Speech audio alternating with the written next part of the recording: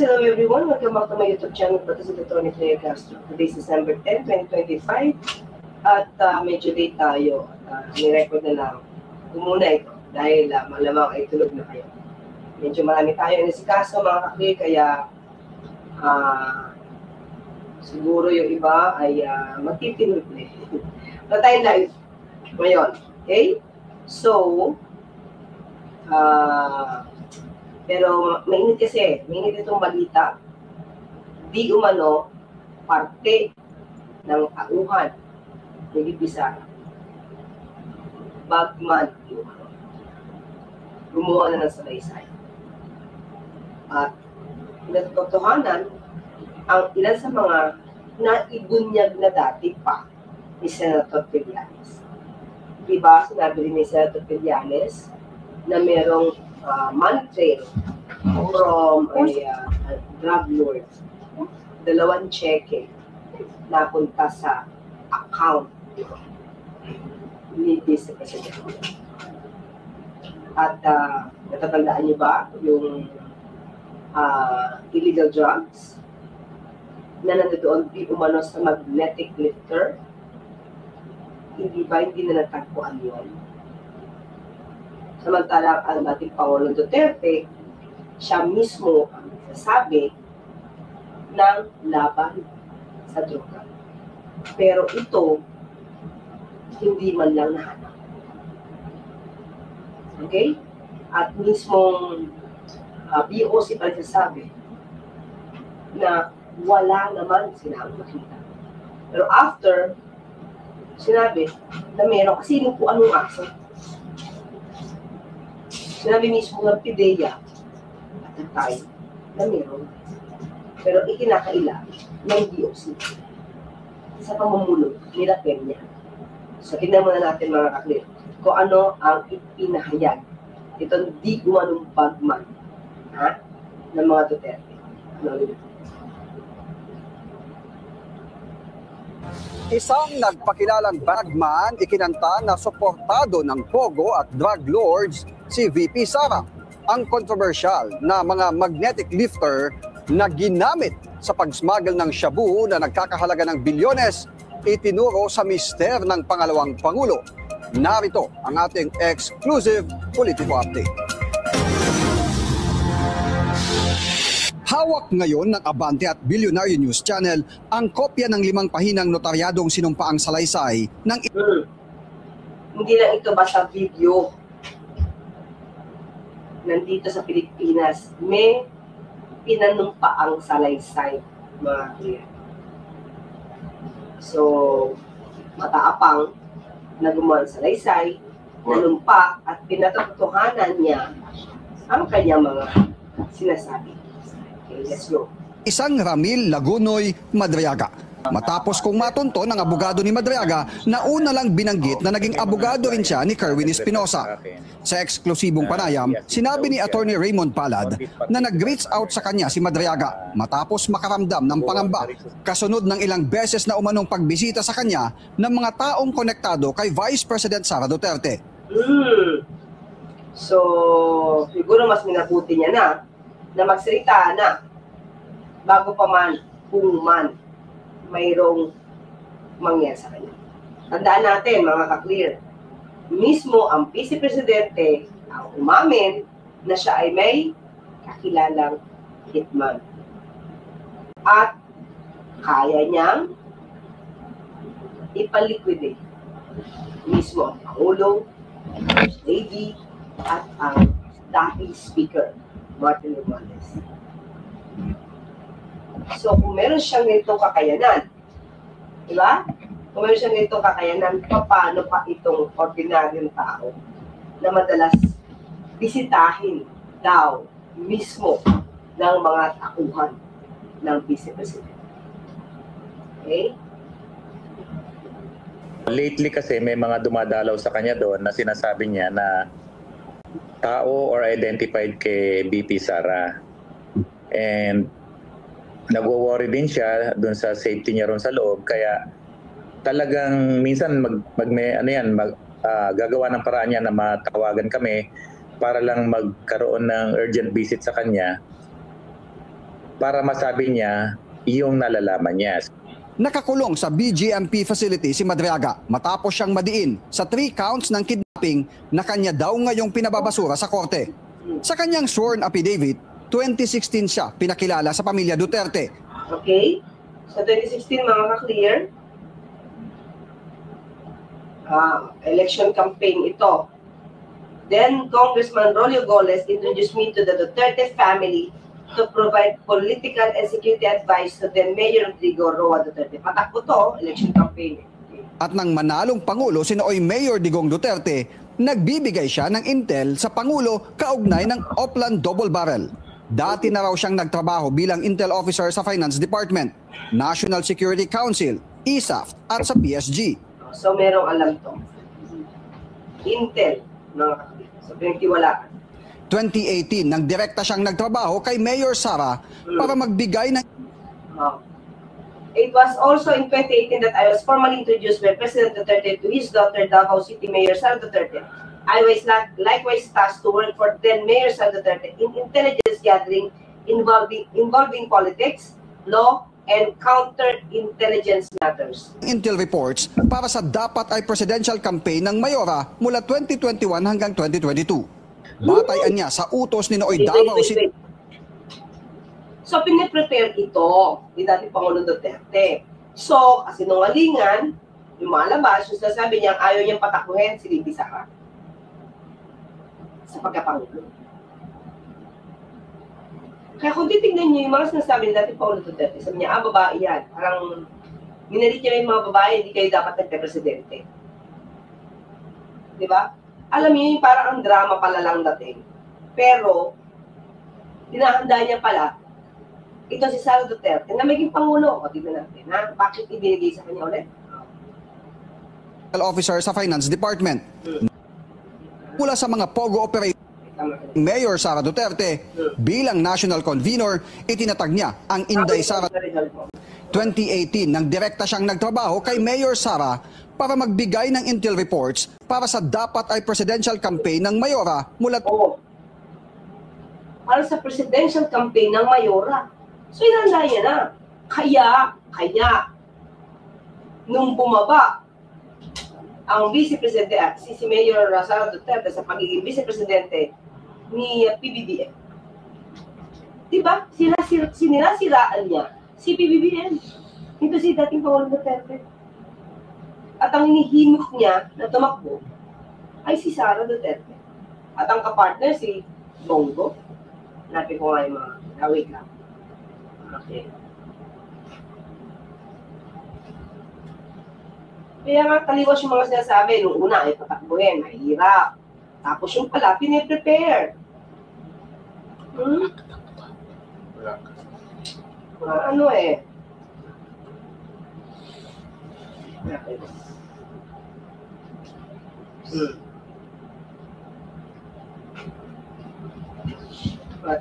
Tignan niyo mga kakulira. Nandadrama lang. Ayan o. Duterte wanted daughter Sara to run for president. Ha? Diba? June 29, 2021 o. Duterte wanted daughter Sara to run for president. She refused. Akala ko, diba, sabi niya, ayaw niyang tumakbo.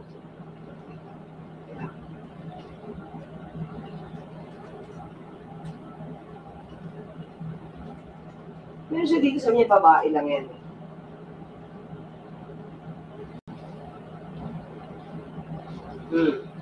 Saan na ba siya?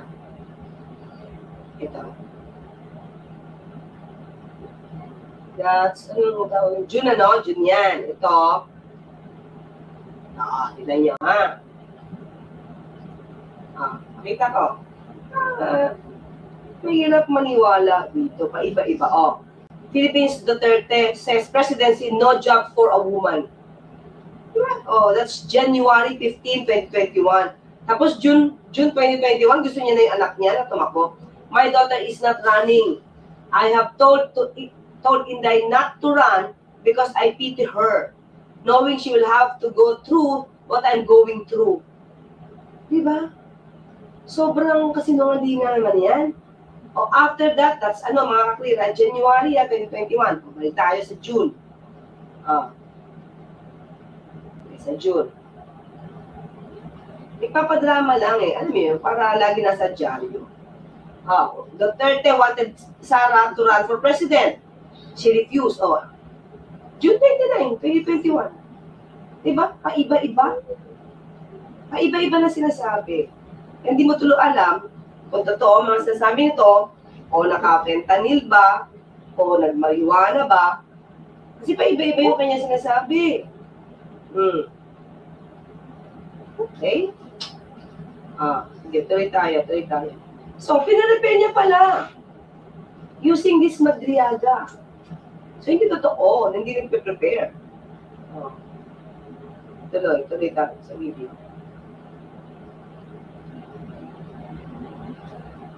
2021 hanggang 2022. Batayan niya sa utos ni Nooy Davao City Mayor Sara Duterte bilang national convener, itinatag niya ang Inday Sara Duterte is my president. O, di ba? The fund, okay. Di ba? Para bang pine-prepare na ni dating Pangulo Duterte si VP Sara na maging presidente. Hindi lang natin alam kung nagbago yung ihip ng hangin dahil baka ang gawin nila is Gloria 2.0. So, pumayag maging presidente, na maging vice-presidente, pag nag-2.0 sila, kaya siguro nais maging DND secretary, diba?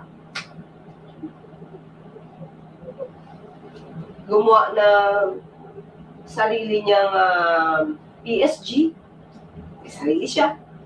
At yan ay nangyari lang, diba, nung nanalo vice-presidente, itong si Sara Duterte. Sa pag-uutos din to, yung dating Pangulong Duterte at that time, bago pa siya umalis sa pagka-presidente. So, malak niya mag-presidente, posibleng hindi. Dito nakikita natin, dito sa kwento na to. At ang pondo na ginagamit o mano nilang pondo noon ay pera mula sa mga pogo operator at drug dealer. Now mga ka-clear, diba natatandaan natin mismo itong si Senator Trillanes, sinabi niya, yung money trail ay mula sa drug lord ay nakita dito kay VP Sara. Ayan, drug money, paper trail, can be used for the third impeachment case. Okay? Ano yan, mga question dito Dalawang check ay sinabi niya. Ayan. Natin.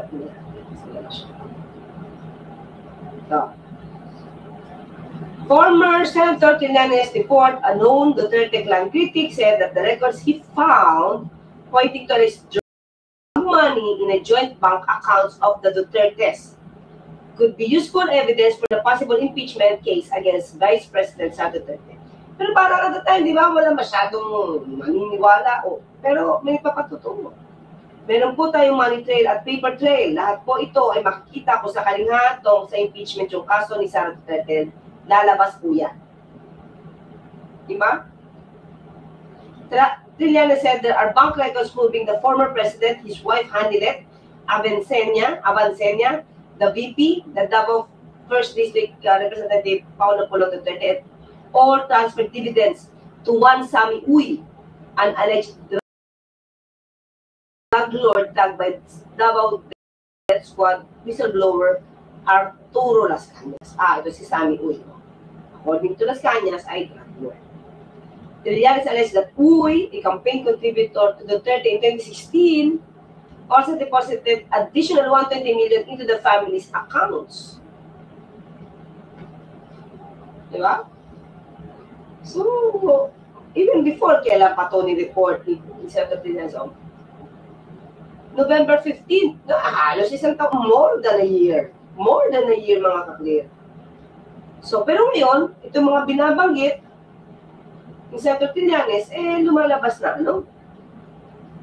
may katotohanan. Yun dun sa nagsasalaysay ngayon. Nakukorroborate. Anyway, tingnan natin. Tuloy tayo.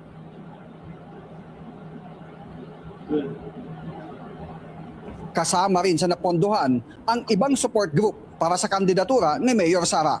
Katunayan niya ang kontrobersyal na magnetic lifter noong 2018. Mister ni Noy Davao City Mayor Sara ang nag-utos sa kanya para mailabas ito sa kustodiya ng Bureau of Customs sa Manila International Container Port na kalaunan ay natagpuan sa Cavite na wala ng laman. Okay, di ba? Ang laking bagay ito, mga klip. Ang laking bagay ito, pero hindi ito. Para ito naglahong bula. So, tignan natin mga klip. Tignan natin. Okay, dito tayo. Konting kwento nito para meron tayo. 2018, Shabu worth 6.8 billion slips past customs. Bigla na wala. Ayan Sabi dito, wala nang laman. PDEA, Philippine Drug Enforcement Agency agent examines one of 4 magnetic lifters following a raid on a warehouse in General Mariano Alvarez, Cavite yesterday. The lifters were empty, but PDEA dogs detected traces of illegal drugs worth an estimated 6.8 billion. Oops, wala. Uy, sana yun? Sana yung kwento ko?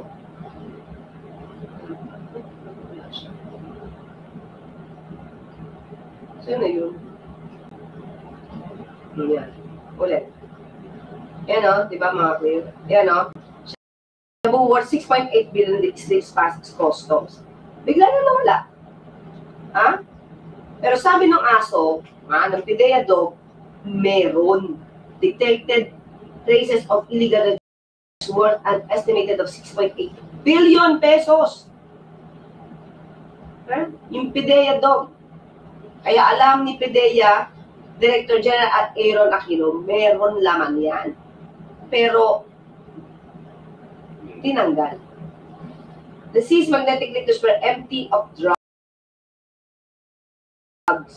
Aquino said, but the method was similar to what used to smuggle 4.3 billion worth of seized at the port of Manila earlier this week. Akala natin, war against drugs sa panahon ng Pangulo Duterte. Pero itong malalaki, nawawala.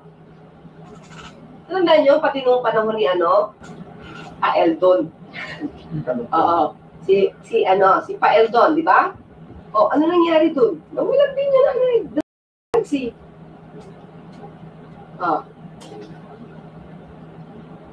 na anuhan siya na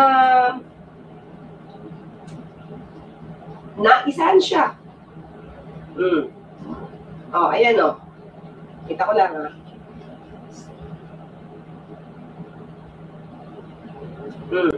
Biden amid smugglers of 6.4 billion shabu in 2017 slip past authorities. Ang lalaki! Bilyones! Yan bilyones to. Tapos, ang nakasuhan, sila Guban. Diba? Itong supposed to be dapat na merong authority, kumbaga may responsibility. Na-clear pa. DOJ clears for Elton over 6.4 billion BOC siya. Diba? Yan yun. Ganyan yun. Diba? So ito yan mga clear. Isa pa. Nakita natin sinabi ni Senator Villanes. Diba? May nag-utos pa ganito mga clear. Don't name Paulo Duterte, Manscarpio, Young, in 2018 Shabu import mess. Ito yung magnetic lifter. A former Bureau of Customs official claimed that he was cautioned against naming Davao City First District Representative Paulo Duterte, his brother-in-law Manasseh Carpio, asawa ni VP Sara, and businessman Michael Young in the 2018 Shabu importation mess. Ex-BOC official Jimmy Guban told lawmakers at the House Quad Committee hearing on Friday that former Environment Secretary Benny Antiporda sent an emissary to warn him about it and was even allegedly told that he would die if he taxed Duterte, Carpio, and Young in the controversy. Ito pa, mga clear, ha? Sabi ng aso, sabi ng dog, meron, di ba? Pero ano sabi namin dito? Ha? Parang luminis ito, mga ka-clear. Ano sabi ng BOC? La Peña. Magnetic lifter, walang shampoo. Ito sinabi ni Customs Commissioner Isidro La Peña sa motor proprio investigation ng House Committee on Dangerous Drugs kahapon. Walang laman shampoo ang magnetic lifter na natuklasan sa GMA Cavite. Taliwasa sinaiba ng PIDEA at ang PIDEA dog na meron. Kaya lang, wala na dun. Kung malamang wala na laman kasi tinanggal. Pero nahuli ba to sa magnetic lifter? Now, ba't hindi nahuli? Bilyones yung worth nun. Kung totoong may war on drugs, di ba dapat? Pinatugis? Ba't hindi? Ngayon, lumalabas dito sa kwento, involved di umano ang asawa ni VP Sara para makalabas itong sa kwento niya sa akin talaga lang, wala naman daw talagang alam yung tagubat, naging biktima lang. Siya dapat ang maglalabas noon dahil labas-pasok nga daw siya sa custom. Pero dahil hot item, hindi niya nilabas. Si ano pa, taguba pa ang nagka-problema, di ba, nakasuhan. At may report na lang niya doon sa nagutos sa kanya na hot item, sir, may nakamata. Hot item. Kasi maglalabas lang, di ba, broker siya, di ba? Kaya ang problema niya kasi parang minadali niya tapos meron siya mga kakilala sa loob. Na dyan, so dinaan na lang sa, ang term niya is pinera na lang, kaya nilabas yung magnetic lifter. Nang manalo si Sara bilang Vice President, inatasan daw siyang bumuo ng Vice Presidential Security and Protection. Alam ko, parang ito ni siya ba utak nito? Sara Duterte has been the only Vice President of the Philippines that demanded to have her own exclusive security group. DND-OK's inclusion of VP SPG under Presidential Security Command. June 23, 2024. The Department of Defense had approved the inclusion of the Vice Presidential Security and Protection Group as one of the sub-units of the Presidential Security Command of the Armed Forces of the Philippines. Sobrang dami talaga, di ba? In a Department Security number 13 signed by DND Secretary Chidoro Jr., Gilberto Chidoro Jr., he said that the decision is in conjunction with the organizing the PSG to the AFP's Presidential Security Command, that takes effect immediately. Okay, the VPSPG was activated in June 2022 to provide the Office of the Vice President with a dedicated unit to ensure the safety and security of the second highest elected official in the country. June 26, 2022 has activated. Why next VP is getting own security team? Okay. A day after the launching of the VPSPG on Friday, Duterte herself issued a statement acknowledging that a request has been made.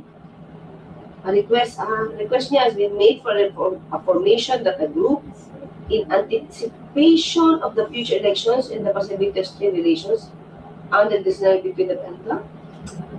A day after launching of the June 22 So, June 22, 2020, 26, 2022. Saan sabi niya?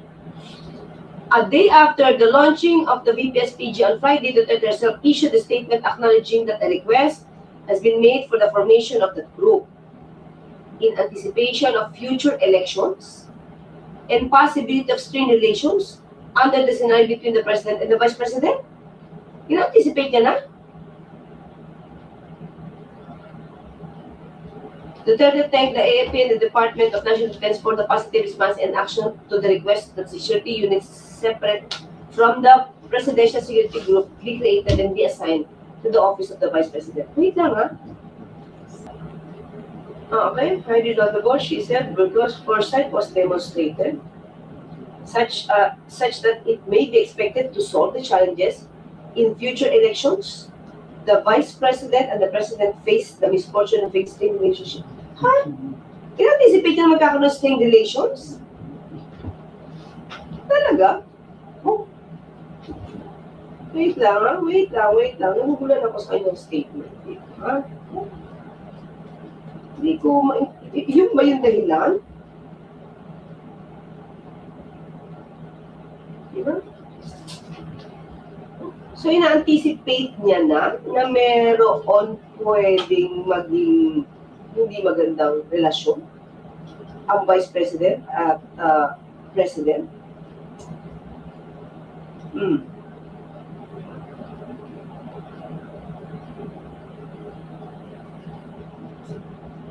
Parang na-anticipate niya as early as June? As early as June 26? Kaya kailangan niya ng ano? BPSPG? Talaga lang, ha? Ayan, no? Siyempre, salamat, oh.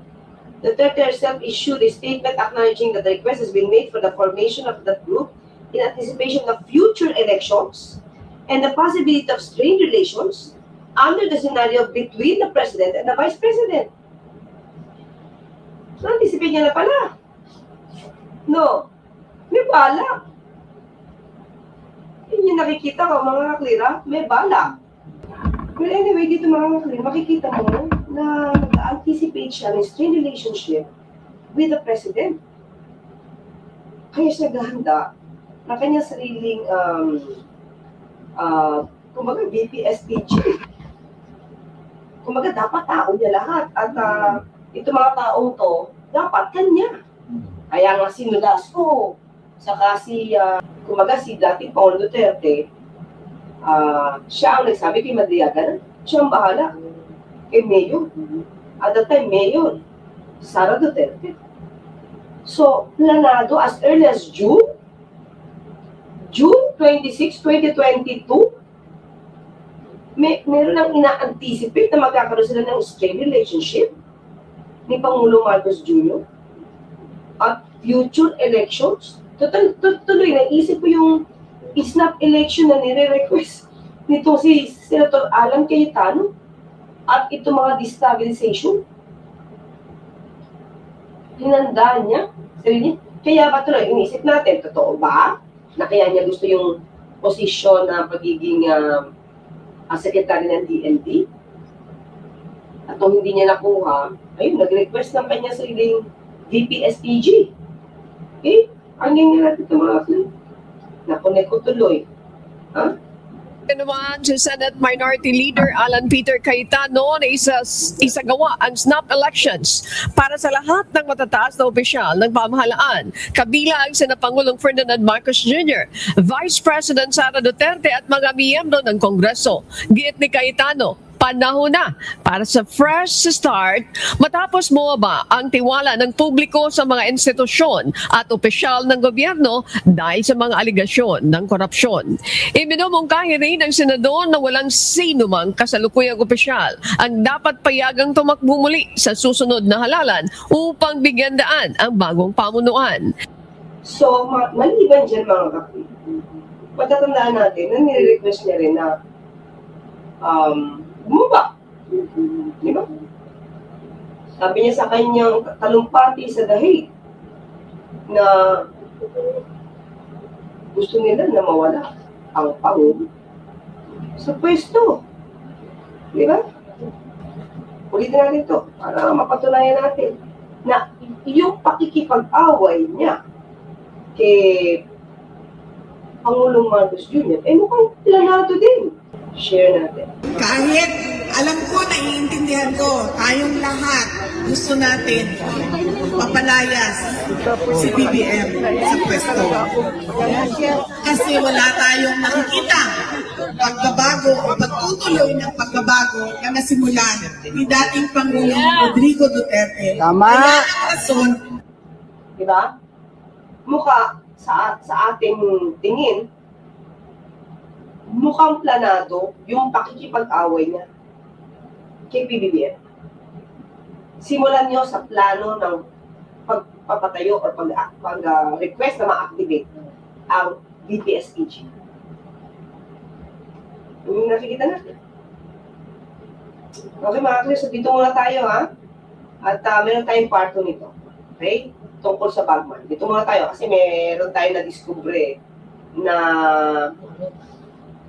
na ibang kwento na inamin naman niya kung bakit niya kailangan ng VP SPG. Dahil ito ay kung magkakaroon ng hindi magandang relasyon ang presidente at ang vice-presidente. Samantalang, kapapanalo pa lamang nila. So mukhang pakikipag-away niya kay Pangulong Marcos Jr. wala na. Okay? See you in a while, mga clear, for the part 2.